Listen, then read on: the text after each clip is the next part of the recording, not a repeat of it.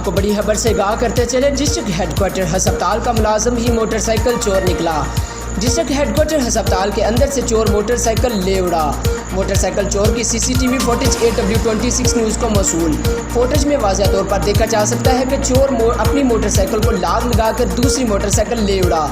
Footage मिलने पर अब अस्पताल की इंतजामिया ने चोर की शिनाख्त की। शिनाख्त पर मालूम हुआ चोर डिस्ट्रिक्ट हेडक्वार्टर अस्पताल में मुलाजमत करता है।